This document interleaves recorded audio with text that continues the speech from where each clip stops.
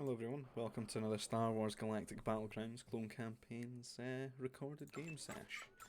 So this is going to be a 1v1 between myself and JMC DaRkOmeN on the motherlode map where you've got the fish in the centre. I'm going to start playing it and speed it up a wee bit. Just go at double speed there. I am in the Naboo, in the blue, and he is in the grey Wookiees here. So motherlode map, lots of carbon around the centre, big lake in the centre. You're not really going to run out of carbon on this one. And obviously it creates sort of choke points that can be walled, and it tends to deter early aggression because of that. Because it would be such a low investment just to wall off your base.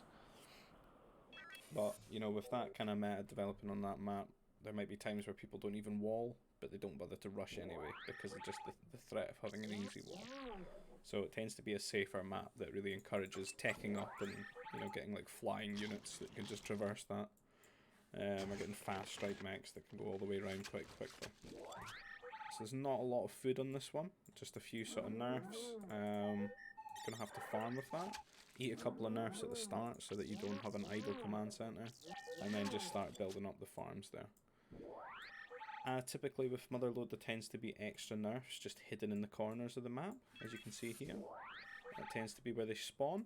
You can obviously get your like allocated bunch around your base, but there's those extra ones in the corner, which can help you get an advantage if you manage to acquire more of those than your opponent does. So we'll each be farming up here. DaRkOmen's got that quicker carbon processor. And I think he's got a little bit more farms as well. We'll just double check. He is a worker behind though, so I don't think that he ate as many nerfs. So he's fallen behind in that regard. He's probably just housed his more, but I think we've probably got some extra ones because we've gotten them from the corner here. So there's not much to be said really at this point, just waiting to get to sort of T2, and then things should sort of kick off a bit. There's these DOPs as well, which are nice, can just be sort of munched. Obviously we don't follow the same sort of pattern as Age of Empires with properly identical seeded maps, so there tends to be a bit of RNG like that, with those being a bit closer to my base than his are. I'd say that that's kind of worth it. They're each 140 food. So we're going T2 now. As you can see, we're on the Nova, probably just going to T3. He's doing the same. We're not actually walling, either of us. Not yet anyway, but there is just that threat that we would, like, it would be very easy to wall it all. And this would be a very long trek for troopers. By the time they get round there, you'd probably be halfway to T3 anyway. Let's go T3, instant T2 building being made, so that we can get past the building rule and get to T3. He's doing the same, war center out of him, spaceport out of myself. Not a lot of farms here, but we do have these EOPs getting munched, and we do have the battles kicking away as well. So, see how we're not rebuilding the farms immediately, just to sort of keep the carbons just now. There we go. So that building's down. He's a little bit ahead in his buildings. Decent amount of farms, carb. So they've got a nicer base. It feels just more satisfying mining down the way on motherlode like that. We're quite sort of a little bit further from the centre as well, so we've got a carbon here on this big chunk. It'd be nice to be in the centre. You do often on motherlode sometimes get bits here that are actually just like there's one thing in the way, or there's none at all, and you can actually get into the centre and start fishing, rather than having to wait till T3 to fly a worker over and fish in the centre. A lot of people don't think about it and can get a huge advantage doing that, if you can find those openings. So we're going for an air base, and we've built a mech destroyer to defend ourselves. He's sending strike mechs out and fighters across the map as well. He's got the one air base, we've got two, so we'll be ahead in fighter production there. Should give us air superiority. He's also sent his on its own into our base, so we've got time to just micro it. Whoever gets the first shot is basically just going to win there. It's 2 shots to kill another fighter. So he's building an anti-air turret in response to that, because he's lost the air superiority, and he knows that with 2 air bases there, you know, the numbers are slowly going to snowball out of control, and I'm going to look to put on some aggression of my own. We've got a lot more workers on Nova, he's got less. That's because we're building all these fighters and we're committed to that. So he's going to have to sort of turtle in his base a little bit because he can only sort of cover the one area with the anti-air turret. He started to get workers on ore so that he can afford maybe a second turret, but also he can afford his command centres as well, because this being motherlode, us being so far, and me just attacking him with air, there's not really a threat that I would outright kill him, so we're probably just going to both boom out of this. By booming, just putting down lots of command centres and getting as much workers out so they can sort of race to that sort of end game point. What he's doing is trying to keep me a bit busy, just sending strike mechs one at a time to try and pull my mech destroyers around, pick off workers, cause disruption, and hopefully maybe just have my fighters stay at home and fight those. But we are sending those off and picking some workers up, and this sort of isolates his Nova at the moment because he doesn't have any anti-air to cover that. Bit of rancors and crate dragons getting involved, the natural predators of the map. Still just picking off workers here, as you can see, and he's going to have to crawl with this anti-air turret over there. You could cancel that and just rebuild it now that I've gone, but it's completely fixable. We're putting down more command centres. We're kind of petered out in terms of our aggression, and we're just sort of thinking, okay, I've got to boom now. And now that he's got his anti-air turrets and he's got his command centre, he's got his sort of core here, he'll just look to put down more command centres himself. He's building mech destroyers, which makes me think he's going to be a bit aggressive with that. I wouldn't really recommend it too much because we've got our own ones here and we've got bombers and air superiority. But he's sending those out anyway. He's putting another command centre down behind it. He's just going to look to get a lot more workers. We're starting to wall off the map now because we're probably quite frustrated with all these strike mechs that keep flying into our base.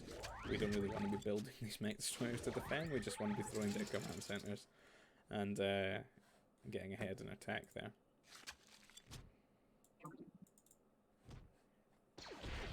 So here comes that attack that we saw coming.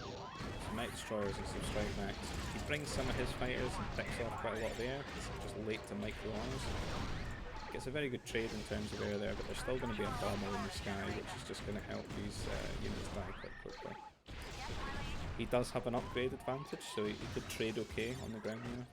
I think what he's really doing is just keeping us busy, stopping us going from T4 so quickly, and killing him with air, and just allowing himself time to get these command centres up and get his workers out. He's going to start getting more farms now and more command centres and start racing up. We started to do the same, and just try to get those walls up as well, just to completely shut out this aggression. We'd love to see each of us grab holocrons, but you know, you can't be perfect. I don't think they're going to get grabbed at all. Certainly be some nice, just free, non-taxable Nova income. Don't see any more command centres as of yet. It's going to be a bit of a boring peacetime, I think, between both players, as we just sort of elevate our positions up to that sort of late game. So you can see that he's got about 7 command centres now. Just building some farms around each of them. Be nice and safe, can be garrisoned easily, and it also just sort of splits up your income. So if you do get attacked at one point, you don't necessarily need to gather every worker into the command centres by panic pressing the time dial. You can just garrison them, and that way you've only cut off a fraction of your economy rather than the entire thing. So you can see that we have to rebuild some farms, get more command centres, nothing much to be said. We're sending out these strike mechs to try and probably just do a bit of scouting and a slight bit of aggression as well. What we've managed to do is pull his mech destroyers to the other side of his base. Now we've got these 3 command centres garrisoning workers, and that's slowing his economy down a little bit. You can see that we're both quite even in score here. Fairly even positions in this game so far. He's got these strike mechs just sort of sitting outside of our gate here, just keeping an eye on us, maybe looking for any units coming there. But what it also gives him is map control, so if he wants he could probably forward in this position. We wouldn't be able to contest it. So more workers being thrown out. What we really need to do is throw down a ton of farms and just keep up our production of units and workers. And then we could have quite a strong T4 when we get there. We're sort of just building fighters and strike mechs both to keep ourselves alive and have that harassment option as well. Now, that's him gone to T4 here. I think he's just going to upgrade his economy. And you can see that he started a forward here as well. Talked about holding this position. The problem is that he doesn't actually have a lot of units at the moment. So we're going to completely overwhelm this position and just sort of push him back here. See that we're throwing out the Royal Crusaders, then we do a unique unit out of the fort that we've built up here. I guess we could let fort there just because our economy is all here and we think this is the most sort of contested point. But what you don't want to do is just forget that there's two sides to this map. This isn't the only entry point, there's also this. So push this back. He's also built a wall here, just so he doesn't initially get overrun here, because he needs to fire out some units so that we can have control again. He's building mech destroyers to push these strike mechs back, but in small numbers and on their own they would get overwhelmed by these Mounties and these Crusaders that we've been building. I'm not too sure what's happened with our air. We must have sort of lost it by not paying attention. There we go. We've got some more out. We've taken air control back there. Is that holocron being picked up? Hooray. Very good. So he sent out these mech destroyers. I don't know if it was to buy him time or he thought that he would just be able to push this back, but we don't seem very interested in actually hitting the gates as of yet. We just want to kill these buildings off. He was also building a fort there that's just not going to go up, so there's a lot of lost war. And I want to cancel that and rebuild this fort probably around here, so he doesn't have a lot of space. What you can see is that though we've sort of forgotten this side of the map exists, he's building a forward, like a secondary point to fight us at. Which, if he's more prepared for the sort of split map decision, you know, or a base trade, you know, we're probably not going to come off favourably there.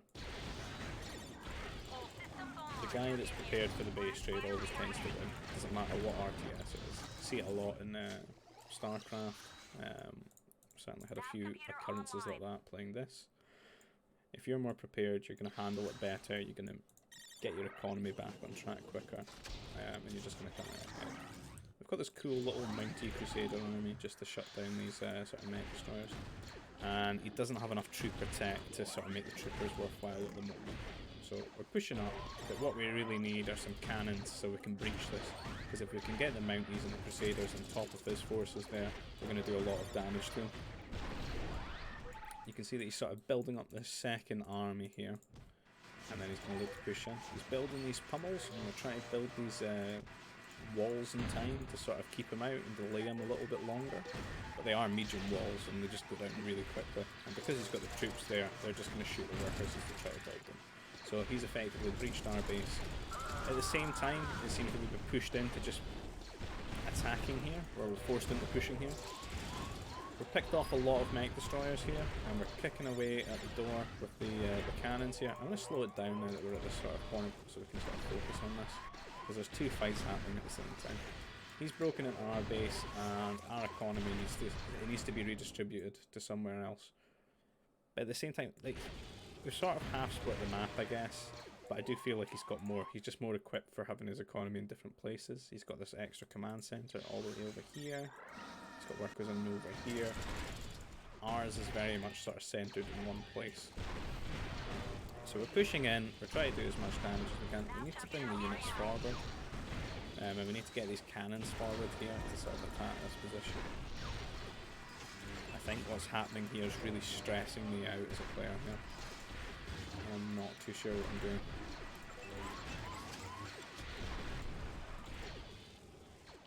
So he's gotten this fort up to sort of delay any push here. He's not really had any effect on his economy as of yet because he's not got anything here. Whereas we've lost quite a lot of farms here. We've lost access to a Nova and our ore. it's quite dicey for us there.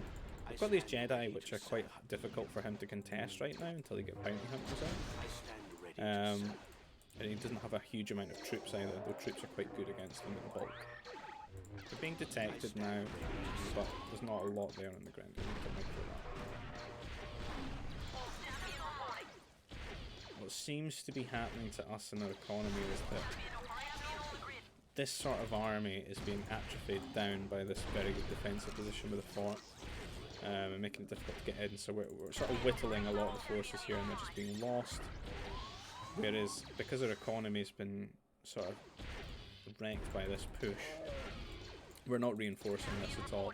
And if he builds up a second army here, he could absolutely hold this and maybe even overrun this position. And if we lose both sides, we're going to be dead. We'll have nowhere for our economy to go. Got a lot of units here that need to just sort of be brought up. I think what the sides really lack is like a proper dominant push where the units are properly micro. So if the cannons were brought forward and the forces were just thrown into the shield, you wouldn't be able to shoot the cannons down. The fort would die, the shield would die, and we'd be pushing in that position. We're launching basically a sortie on this side to try and push this back, hold our base. We've got the air superiority, which is great, but these are still just level 1 sort of fighters, T3 fighters. They do have shields, but they're not doing the same amount of damage they could be doing if they were fast fighters. The Mech Destroyer's doing alright with this sort of mixed army. We did get this panic shield, which is great for what sort of holding that position. But we're not really making any ground so far. And you can see that this Mech Destroyer count's getting higher and higher. And because he's rookies, he's got the upgrades for these. They're booting all down right. What we could also point out is that we're suffering in terms of Nova income as well. I know we've got a good amount sort of bulked up. We've got those hollows, but the kind of units that are great for us are Nova based. I'm not too sure what we'll be doing in this position. I think maybe more Jedi and just sort of converting, trying to hold back that way would be great. You can see that we're sort of running units into his base. I don't think this is a good decision. Though it'll cause some sort of economic disruption, I think we really needed there to guarantee that this push succeeds. And this is almost not turning into a base trade now. Effectively just losing on one front and not gaining anything on the other, which is effectively just losing. So you can see he's pushing in here, uncontested now. We're going to lose a lot of workers that are still kicking about. We've only got 3 Jedi to hold it. Though we're causing quite a bit of disruption to these Crusaders, his economy's split. It's all over the place. We can't properly shut it down with that. And the longer that we don't deal with this, the more this is going to turn into a composition that we absolutely can't deal with. You can see he's got a lot of troopers now. He's got some bounties in there, cannons, some anti-air. Sort of getting that sort of Swiss Army knife approach where it would be very difficult to actually engage this composition with the types of units that we've got. And because of that, he'll start picking off buildings and adding more and more kill pressure onto us.